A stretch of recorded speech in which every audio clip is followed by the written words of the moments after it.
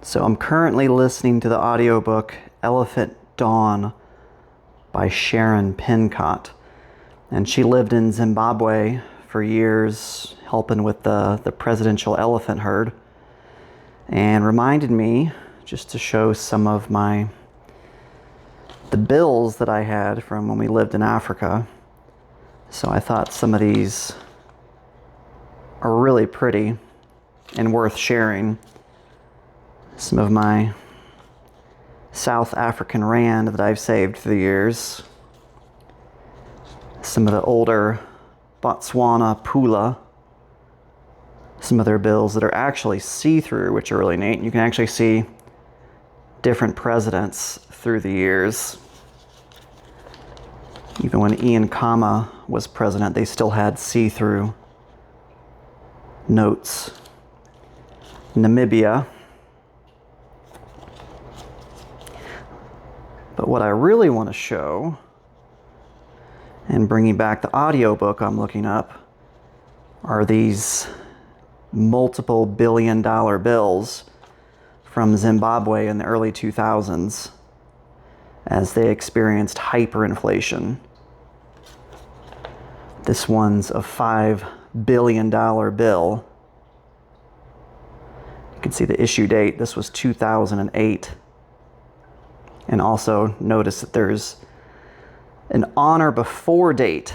This bill was only good for, 6 months or so because hyperinflation was going crazy. And this one, a $50 billion note. And back then, it may have been $300 billion to buy a loaf of bread. So it would take 6 of these just to buy a loaf of bread, which is just insane to think of. The hyperinflation, I think it went like 230 million% is what Sharon says in her book about in 2008. And also with the on or before date, that these bills are only valid for a certain date. More of my Botswana bills. They're heavily into diamond mining and a lot of the equipment. Some of the older presidents. Here's getting into the nature.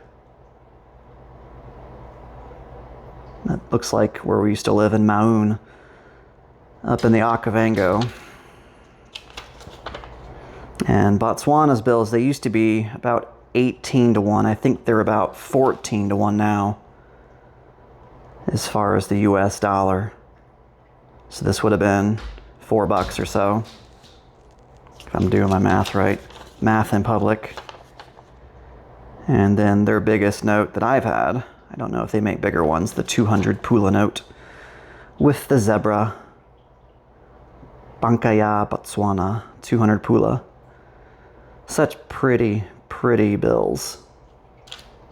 Anyway, just thought I'd show you, mainly for these. I've got this from a safari guide friend who he used to live in Zimbabwe, and he gave this to me as a gift. And I think they're pretty special and wanted to share them.